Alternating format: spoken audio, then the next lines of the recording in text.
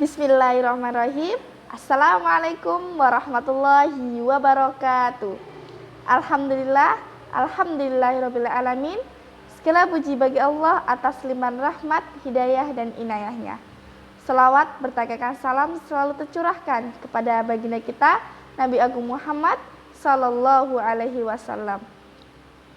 Yang terhormat Ibu Amalina Rabbani Azra MPD selaku dosen pembimbing kami dan teman-teman yang kami banggakan.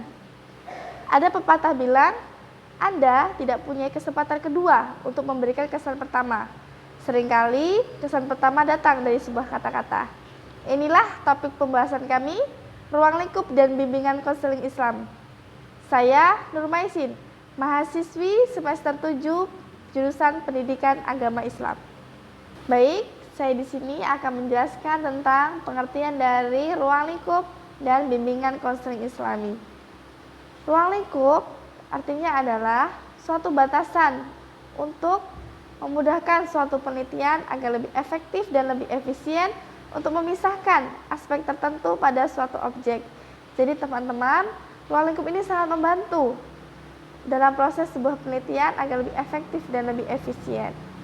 Selanjutnya yaitu pengertian dari bimbingan konseling Islami. Konseling berasal dari bahasa Inggris yaitu counseling, akar kata to counsel, yang artinya adalah memberikan nasihat atau anjuran kepada seseorang atau individu secara langsung atau face to face, berhadapan muka satu sama lain.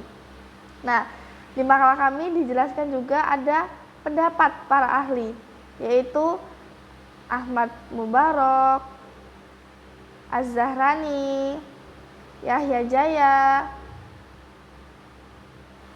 dan lain sebagainya menjelaskan bahwa bimbingan konseling Islami adalah suatu usaha untuk membantu seseorang atau individu yang mengalami kesulitan rohaniah baik secara mental maupun spiritual agar yang bersangkutan ini mampu menyelesaikan masalahnya dengan bantuan dan dorongan dari iman dan ketakwaan kepada Allah Subhanahu wa taala. Baik, untuk materi selanjutnya yang akan dijelaskan oleh teman saya yaitu Akmal Atta. Assalamualaikum warahmatullahi wabarakatuh. Perkenalkan, saya Akmal Atta, mahasiswa semester 7 Pendidikan Agama Islam di Sekolah Tinggi Agama Islam Al-Aqidah Al-Hashimiyah Jakarta. Baik, langsung saja. Di sini saya akan menjelaskan atau melanjutkan penjelasan dari rekan saya Nur Maisin tentang ruang lingkup bimbingan konseling Islam. Di sini saya akan menjelaskan apa saja ruang lingkup bimbingan konseling Islam itu. Ini di sini ada dua, bahwa yang pertama ruang lingkup itu dari segi pelayanan dalam bimbingan dan konseling, kemudian ruang lingkup dari segi sasaran dalam bimbingan dan konseling. Kemudian ruang lingkup dari segi pelayanan itu dibagi menjadi dua lagi. Ada pelayanan di dalam sekolah dan juga ada pelayanan yang ada di luar sekolah. Apa saja ruang lingkup bimbingan dan konseling yang ada di dalam sekolah? Itu mencakup 3 bidang. Pertama, bidang kurikulum dan pengajaran. Itu meliputi semua bentuk pengembangan kurikulum dan pelaksanaan pengajaran, yaitu bagaimana cara penyampaian dan pengembangan pengetahuan, kemudian keterampilan, sikap, dan kemampuan berkomunikasi peserta didik. Kemudian bidang administrasi dan kepemimpinan.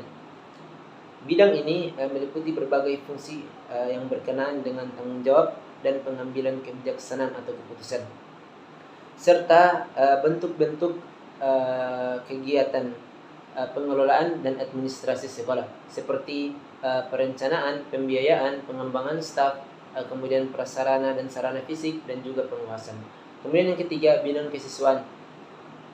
Bidang ini meliputi berbagai fungsi dan kegiatan yang mengacu kepada pelayanan kesiswaan secara individual. Agar apa? Agar para peserta didik atau siswa itu dapat berkembang sesuai dengan bakat, potensi, dan minat yang dimilikinya.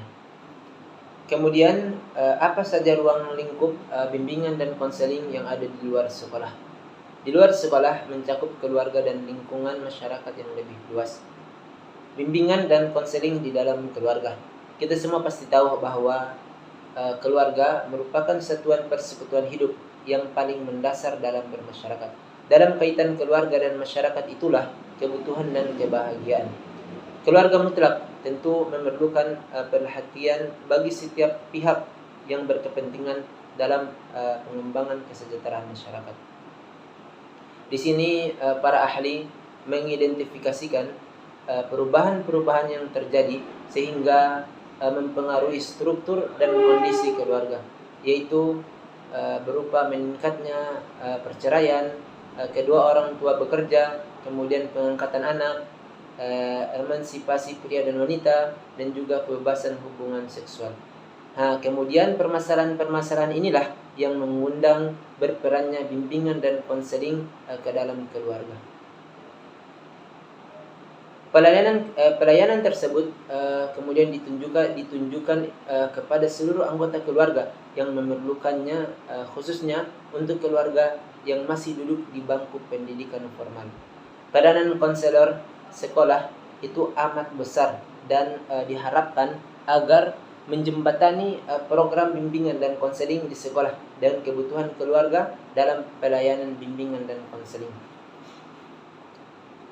Kemudian yang kedua yaitu bimbingan dan konseling dalam lingkungan masyarakat yang lebih luas. Permasalahan yang dialami oleh masyarakat itu tidak hanya terjadi di lingkungan sekolah dan keluarga saja, melainkan juga dari di luar keduanya. Oleh karena itu, di sana diperlukan jasa bimbingan dan konseling. Pelayanan dan bimbingan konseling yang menjangkau daerah kerja yang lebih luas itu perlu diselenggarakan oleh konselor yang bersifat multidimensional, yaitu yang mampu bekerja sama selain dengan guru, orang tua, dan juga dia bekerjasama dengan komponen dan lembaga masyarakat secara lebih luas. Konselor di sini tentu yang profesional, yang multidimensional, yang benar-benar menjadi ahli, yang memberikan jasa berupa bantuan kepada orang-orang yang memfungsikan dirinya pada tahap perkembangan tertentu, yang membantu mereka mengambil manfaat dengan sebesar-besarnya dari kondisi dan dari apa yang sedang mereka alami atau yang sudah mereka miliki, membantu mereka menangani hal-hal tertentu agar lebih efektif, kemudian merencanakan tindak lanjut atas langkah-langkah yang telah diambil, serta membantu lembaga atau organisasi dalam melakukan perubahan agar lebih efektif. Selanjutnya, ruang lingkup dari segi sasaran. Tadi yang pertama ruang lingkup dari segi pelayanan, sekarang yang kedua ruang lingkup dari segi sasaran di dalam bimbingan dan konseling. Itu dibagi menjadi dua. Pertama perorangan atau individual, dan kedua berkelompok. Pertama, perorangan atau individual. Pengembangan kehidupan pribadi, yaitu bidang pelayanan yang membantu individu yang memahami, kemudian menilai dan mengembangkan potensi, kecakapan, bakat dan minat serta kondisi sesuai dengan karakteristik kepribadian dan kebutuhan dirinya secara realistik. Kemudian yang berkelompok, bimbingan dan konseling kelompok itu mengarahkan layanan pada sekelompok individu dengan satu kali kegiatan. Layanan kelompok itu memberikan manfaat atau jasa kepada sejumlah orang. Mungkin itu saja dari kami. Kurang lebihnya mohon maaf. Sekian, assalamualaikum warahmatullahi wabarakatuh.